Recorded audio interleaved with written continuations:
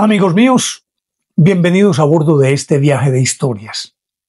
Y hoy vamos a hablar de un suceso supremamente extraño, increíble, algo que no cabe en la cabeza, pero ocurrió y fue una tragedia. Causó muchísimas muertes.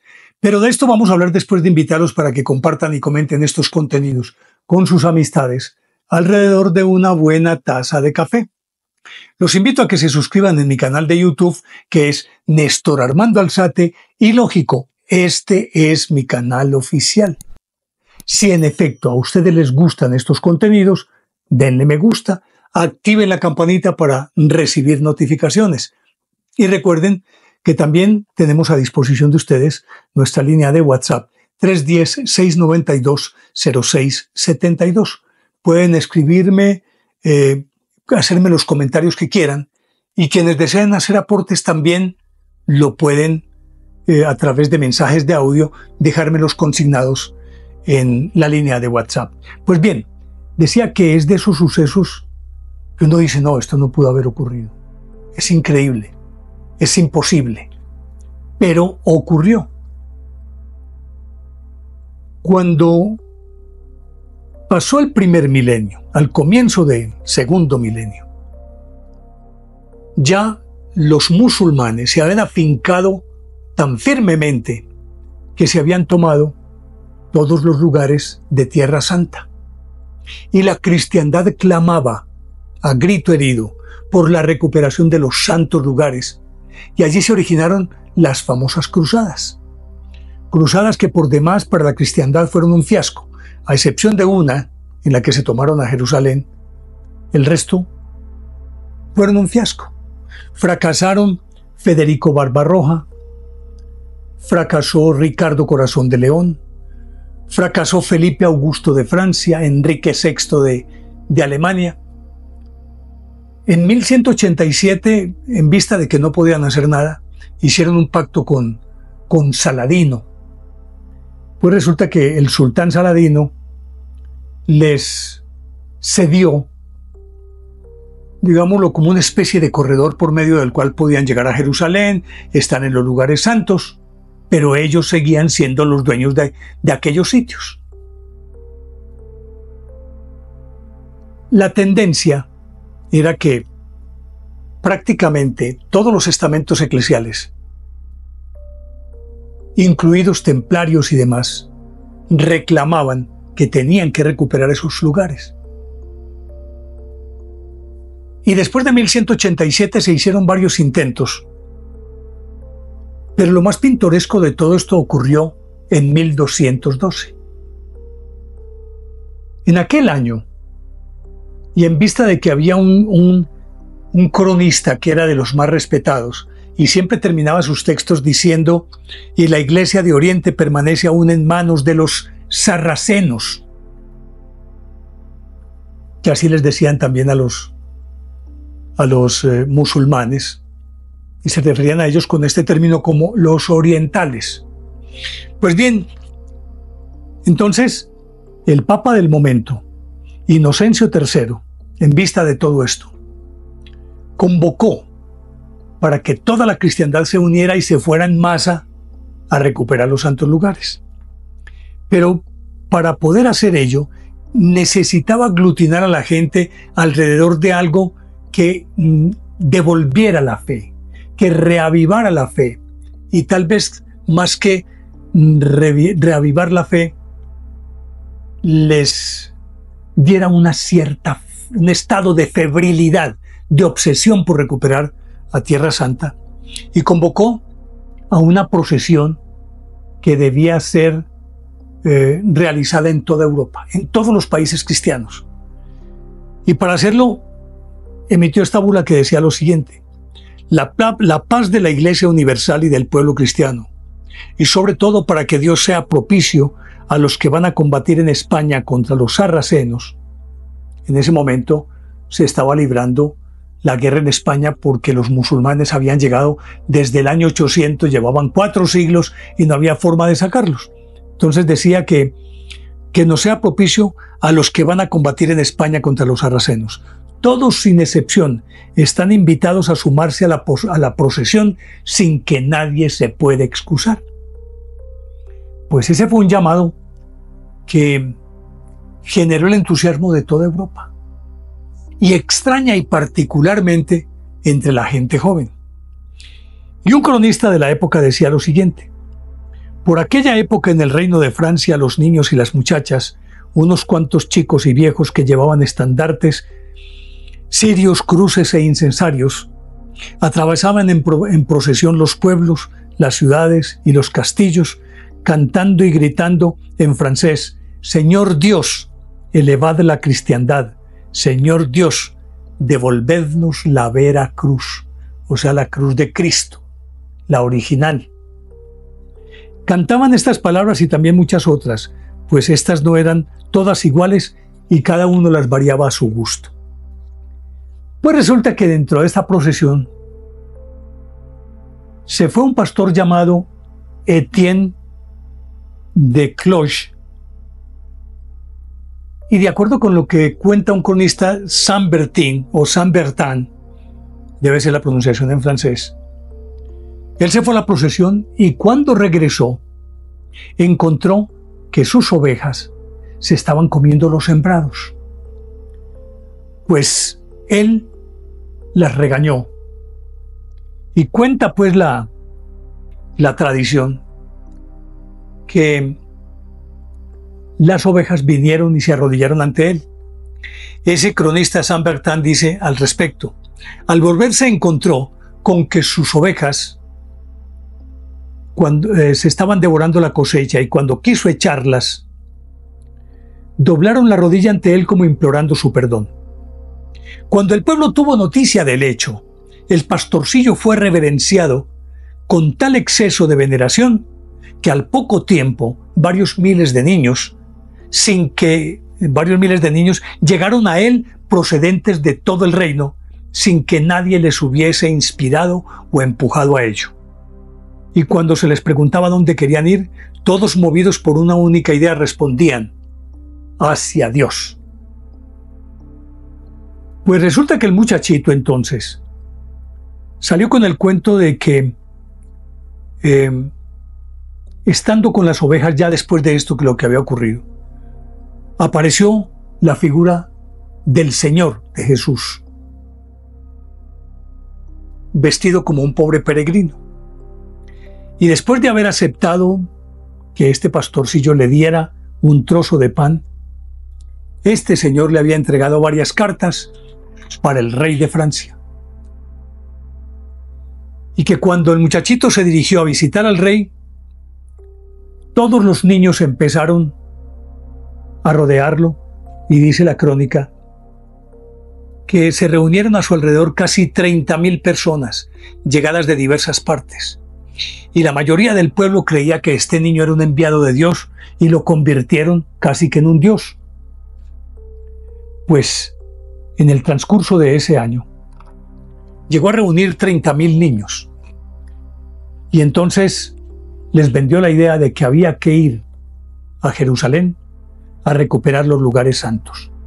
Y como el rey no lo quiso aceptar, no quiso darle la audiencia, él simplemente salió con sus muchachos y empezó a marchar por toda Francia con ellos. Era tal la devoción de la gente por el niño que esos 30.000 niños que él reunió, a ellos se le agregaron personas mayores, ladrones, saltimbanquis, en fin, era una fiesta, una verdadera procesión por toda Francia. Y cuenta la crónica que que al muchachito, a Etienne de Cloche, lo llevaban en un carro elevado y con toldos, lo adornaron con toldos y escoltado por guardas armados. Y era tal el número de guardas que entre ellos mismos se estorbaban para impedir que la gente viniera a tratar de quitarle un pedacito del vestido, pues, o del pantalón, o de su vestimenta. Le quitaron un pedacito. para guardarlo como reliquia. Ya lo consideraban un santo. Y dice la crónica que el número de estos guardas era tan grande que les obligaba a piñarse unos junto a otros, preservándolo para que no le arrancaran sus ropas. El rey se negó a recibirlo, pues el muchachito siguió paseando por toda Francia, convertido prácticamente en un niño Jesús, ni más ni menos, al que veneraban, y salían los habitantes de los pueblos y les daban todas las provisiones que necesitaban, y les daban dinero, y los respaldaban. Pero los padres, muy preocupados, intentaban que los niños no se fueran con él. Sin embargo, los muchachitos iban detrás de él, se soltaban de las manos de las madres, se volaban de sus casas.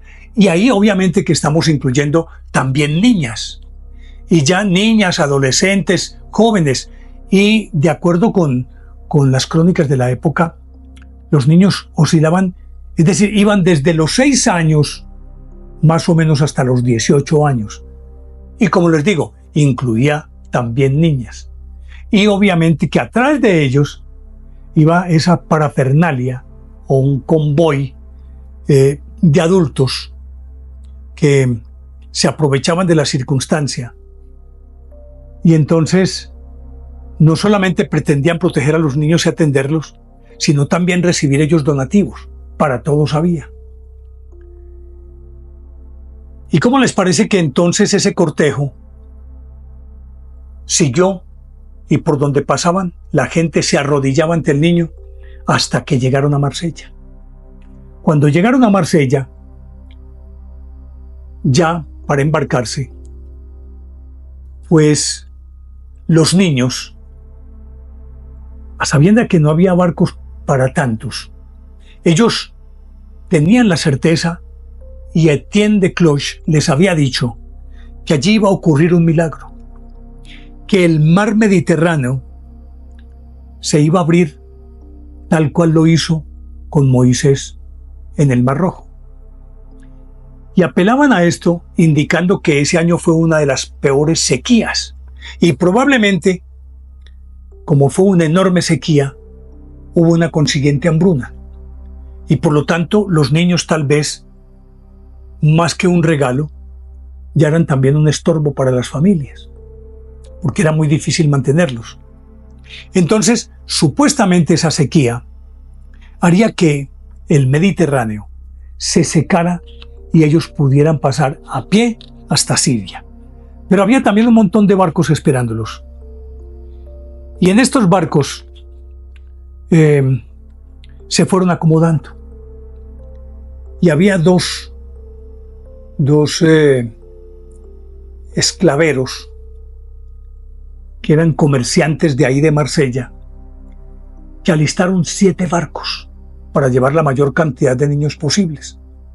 Hugh de Ferry y Guillaume Porc fletaron los 7 barcos, subieron niños a 2 manos y en cargaderas a los barcos, levaron anclas y zarparon.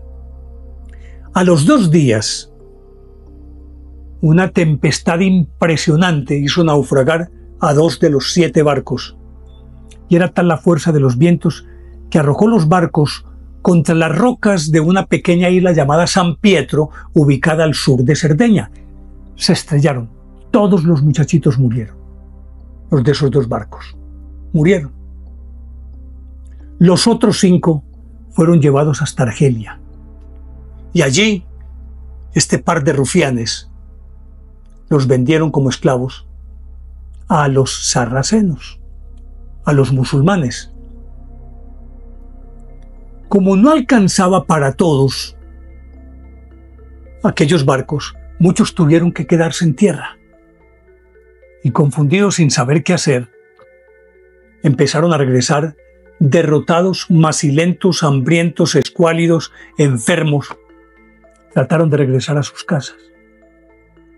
Se cuenta que muchos de estos muchachos, tal vez los mayorcitos, se quedaron en diversas localidades italianas, trabajando en el campo, y hasta ahí les llegó su febrilidad por ir a Tierra Santa. Y otros muchos en su regreso murieron, famélicos. Y por la inclemencia del tiempo, morían, caían como moscas. Y mucho más cuando intentaban atravesar los Alpes para regresar a su país, morían ateridos de frío.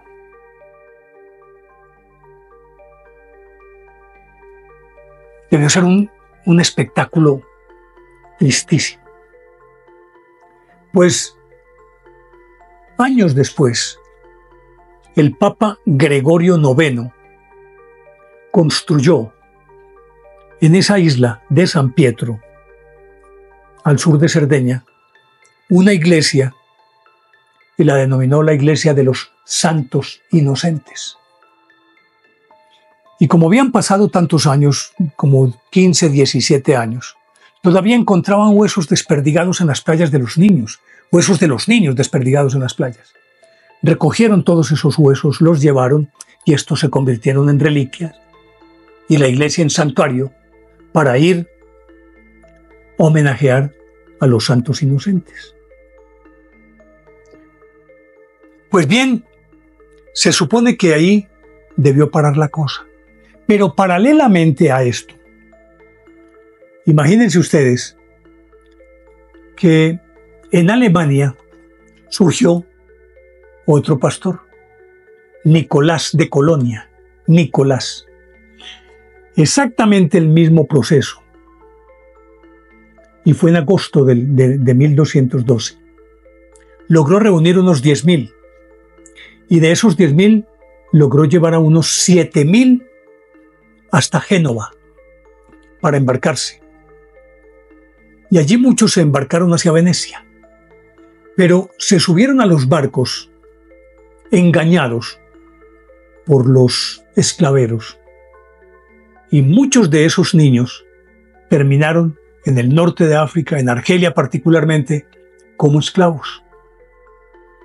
Y muchos de los que no pudieron embarcarse tuvieron exactamente el mismo final de aquellos que habían acompañado a Etienne de Cloche. Tuvieron que regresar muriéndose de hambre y de frío. Y lo peor de todo, caían en los caminos, morían y nadie los enterraba. Y ahí porque muchos de esos huesos fueron llevados a esa iglesia de San Pietro que había construido Gregorio IX en homenaje a los santos inocentes. Aquí ocurrió lo mismo. Y en los pueblos caían muertos, nadie los auxiliaba, porque de Génova los expulsaron. A los que no se embarcaron hacia Venecia, los expulsaron porque se les convirtió en un problema social y en un problema de orden público. Entonces, los tuvieron que expulsar. Y todos esos niños desaparecieron. Y uno se pregunta, ¿y qué pasó con Etienne de Cloche y con Nicolás de Colonia? Pues lo último que se supo de Nicolás de Colonia, el líder de estos que venían de Alemania, fue que llegó al puerto de Venecia, probablemente se embarcó en uno de esos buques y desapareció para la historia. Nunca más se supo qué fue de Nicolás. Y otro tanto ocurrió en Marsella con Etienne de Cloche. Se afirma que él también se embarcó en este convoy de los 7 barcos, de los cuales 2 naufragaron, y no se puede afirmar si murió entre los que se estrellaron contra las rocas o aquellos que llevaron a Argelia. Se suponía que esto tendría que ser un examen de conciencia para la Iglesia y para este espíritu de las cruzadas y de cómo reevaluar esa credulidad de la gente. Porque en el caso de Etienne de Cloche, convertirlo en el niño Jesús, venerarlo, arrancarle las ropas o cortarle trocitos de la ropa, arrodillarse ante él, impartir él bendiciones por todo el camino y que lo llevaran en un carro pues como un rey. Eso no puede ocurrir sino en un pueblo absolutamente crédulo, sediento de fe y de hambre, sediento físicamente y hambriento físicamente. No podía ser de otra forma. Naturalmente que no había a quien enjuiciar, ni a quien señalar como responsable de esto que había ocurrido. Porque todo el mundo escurrió el bulto. El Papa dijo, no, yo no les dije que se fueran por allá. Se suponía que cuando emprendieron esto era porque había una especie de desesperación de la gente, pensando por qué no habían podido tomarse los lugares santos. Y el mismo Inocencio III, que era el Papa en 1212, había afirmado que las cruzadas se habían pervertido, se habían convertido en expediciones de saqueo, recordando que inclusive los cruzados llegaron a Constantinopla y saquearon la ciudad. En aquella época todavía se llamaba Bizancio. Era la capital del imperio de Occidente, pues.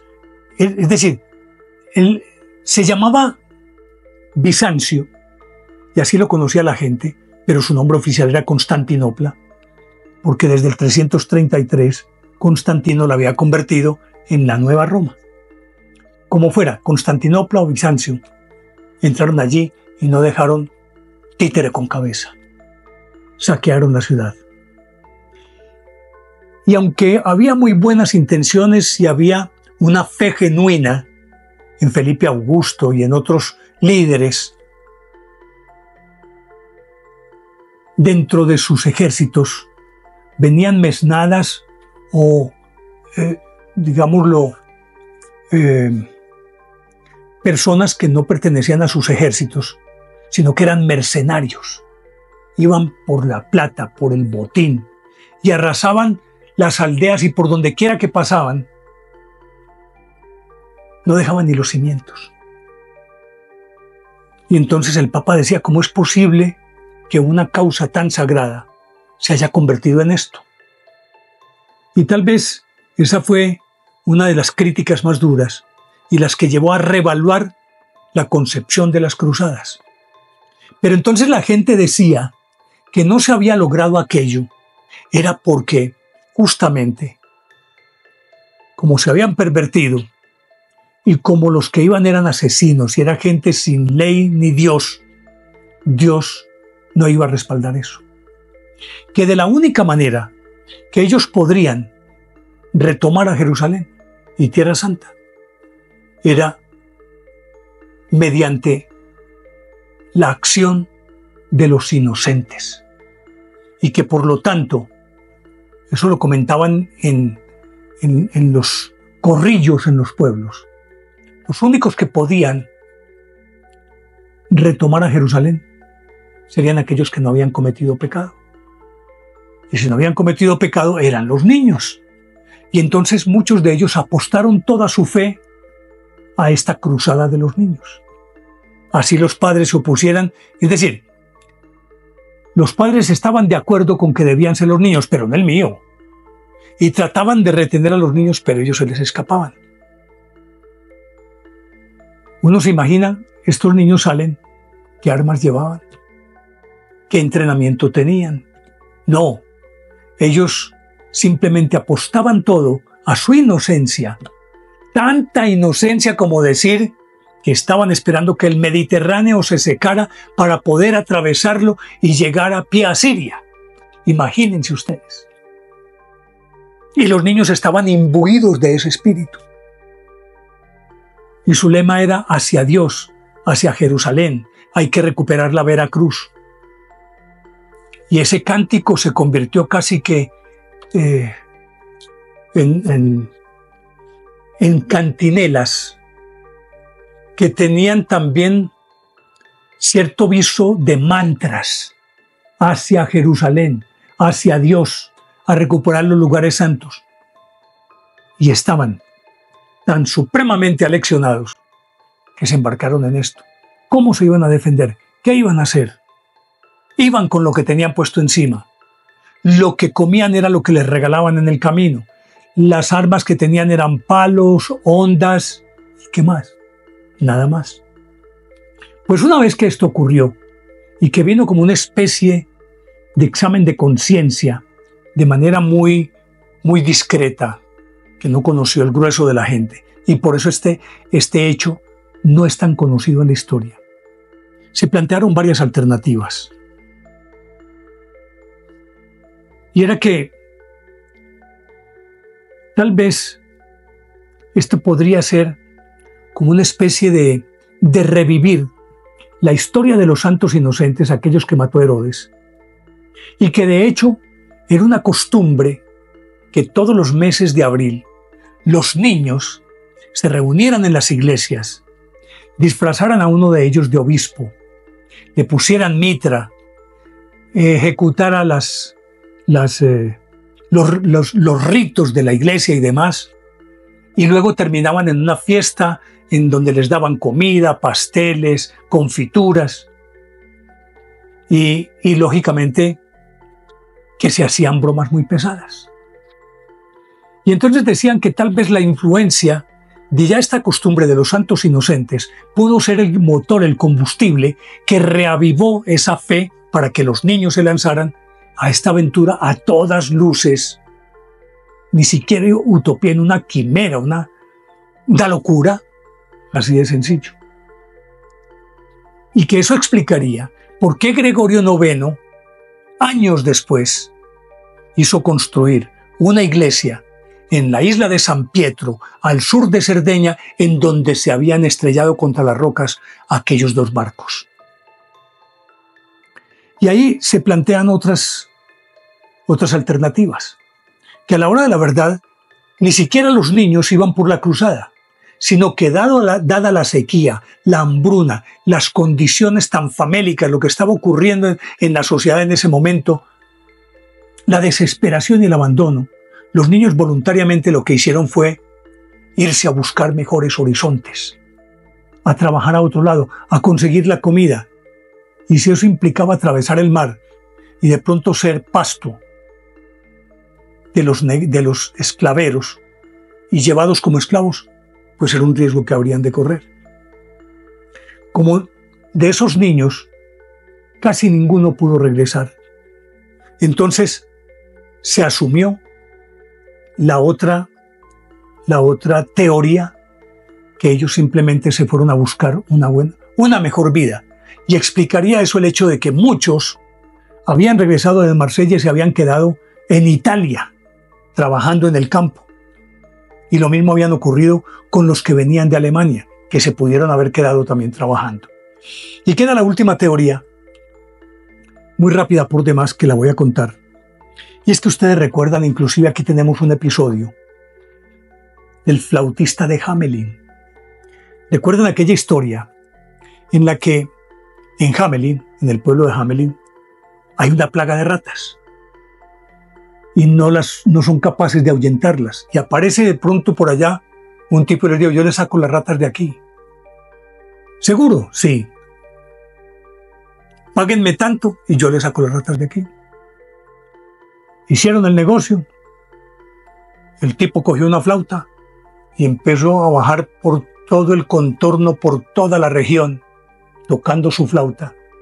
Y detrás de él se vinieron todas las ratas de la región. Y él llegó hasta un acantilado, descendió del acantilado, ingresó un poquito al mar y todas las ratas lo siguieron, y las del acantilado, enloquecidas, se lanzaron al mar y se acabó la plaga. Y cuando vino a reclamar el dinero que le adeudaban, el pago por ese servicio, los habitantes dijeron: nosotros no te vamos a pagar. Ah, bueno, no me paguen. Sacó la flauta y se fue por todo el pueblo y por toda la región y comenzó a tocarla, y los niños empezaron a salir detrás de él. Y se los llevó. Y nunca más se volvió a saber de esos niños. Algunos cronistas quieren ver que eso que hizo el flautista de Hamelin, la desaparición de miles de niños que se llevó, dicen pues están tal vez exagerando el número, porque al final de cuentas Hamelin no era un pueblo grande, pero supongamos que en la región que haya reunido una gran cantidad de niños, podríamos estar hablando de cientos o a lo mejor de 1000. Pero eso podría ser una alegoría que podría explicar también la desaparición de estos niños, de la cruzada de los niños, así como se le conoce históricamente a este suceso. Sea como fuere, cualquiera de las tres teorías, o al influjo de los santos inocentes, o buscando una mejor vida, o como en el caso de Hamelin, que era en Alemania, simplemente los niños fueron atraídos por ese flautista y desaparecieron. Sea como fuere, es un hecho supremamente trágico, que a decir de los cronistas, pudo haber dejado un saldo de unos 40 a 50.000. Los 30.000 que en principio iban con Etienne de Cloche, más los que se le sumaron en el camino, más los que trajo de Alemania Nicolás de Colonia, que llegaron 7.000 a Marsella. ¿Cuántos más se quedaron en el camino? Calculan que entre 40 y 50.000 niños pudieron haber desaparecido. Y eso lógicamente que golpeó también la economía y las finanzas, porque los niños eran la mano de obra barata, a los que no había que pagarles, sino darles la comida. Esta historia es una síntesis de la desmesura a la que puede llegar el ser humano motivado por el fanatismo, la credulidad y la ignorancia. Pues bien, llegamos al final. Espero que les haya gustado este contenido. Envíenme sus comentarios. Les dejo, como siempre, la inquietud de si les parece lógica o ilógica esta historia. Y si les gustó, denle me gusta. Active la campanita para recibir notificaciones y los espero en el próximo viaje de historias que con seguridad va a ser fascinante. Chao.